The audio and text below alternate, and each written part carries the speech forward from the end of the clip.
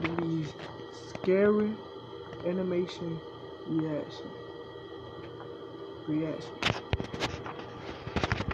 So they ain't scary, I heard. I was about to do that thing.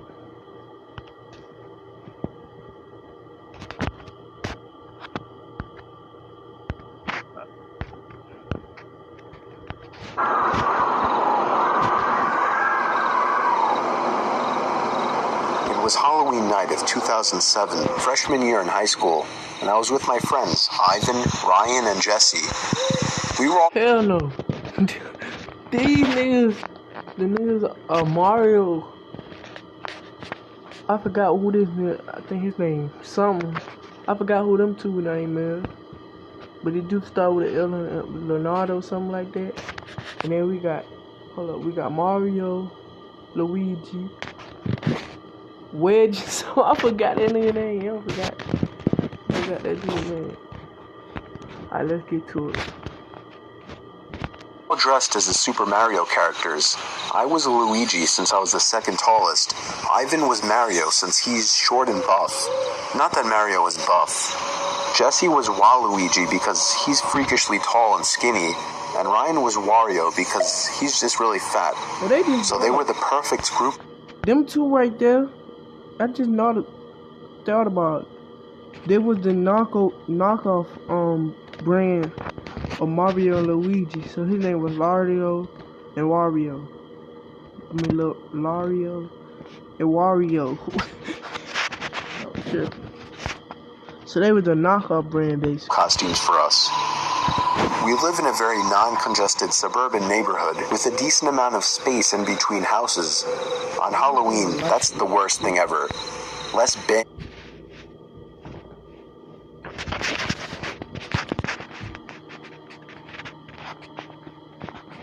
for your buck.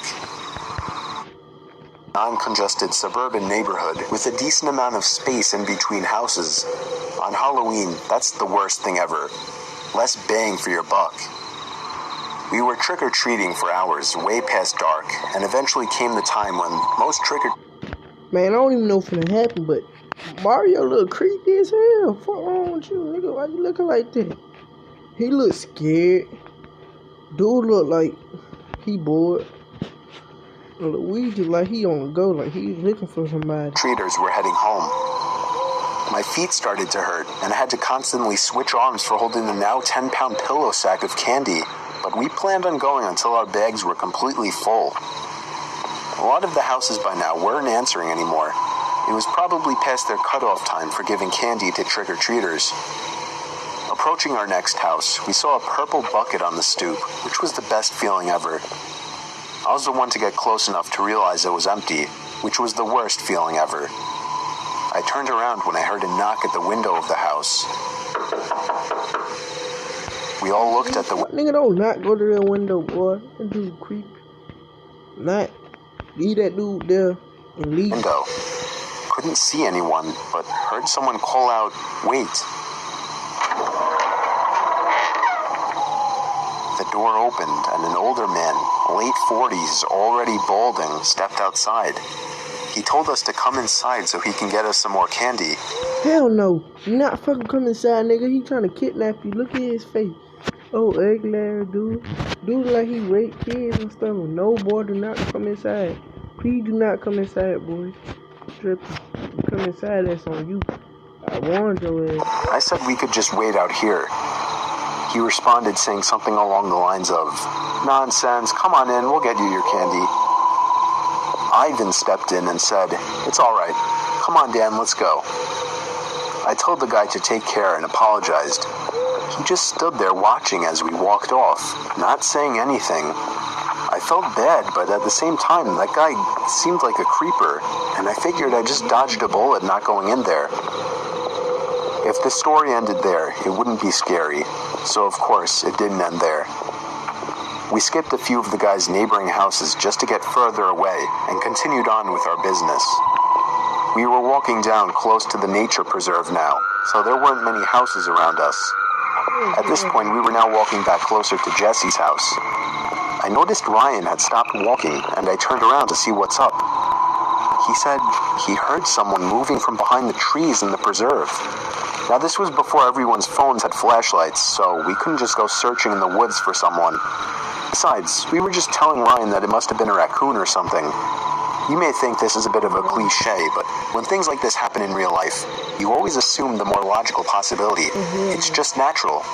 Why would we assume we were being followed? I had to put my arm around Ryan's shoulder and nudge him forward. A little ways down the street, me and Ivan picked up on the sound as well. When we all stopped, the sounds of the footsteps from beyond the trees stopped as well. Ivan yelled at the obvious stalker to go away, or we would beat the shit out of them. I knew he was just bluffing, though. I told y'all, that nigga Ivan was on go. And I told you that nigga look mean. He on go. He not playing with none of y'all. He'll rock. He'll come behind that tree and swing your ass around and put you on your shit. The other niggas gonna run. I could hear the nervousness in his voice. The snap of a twig from beyond the trees triggered a fight or flight response in all of us. Me, Jesse, and Ryan all ran for it. Ivan was at first charging to attack, but he quickly followed after realizing we had all taken off. We ran down the dark street, and we all noticed the sounds of at least 2 or 3 pairs of footsteps crushing the twigs and leaves in the woods. We banked it hard right down Jesse Street when it finally came up, and ran straight for his backyard, entering his house through the back door. The first thing we did was peek out through his living room window. We couldn't see anyone. We all had to gather our thoughts and discuss what the hell just went down in his living room, when all of a sudden we heard Jesse's backyard gate slam shut. Jesse dove to turn off the lights.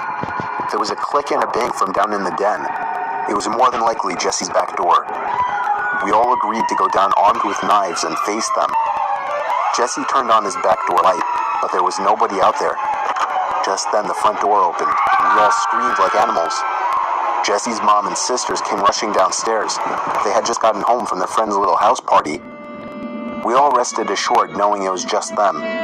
Jesse explained what happened, but made it seem a lot less dramatic.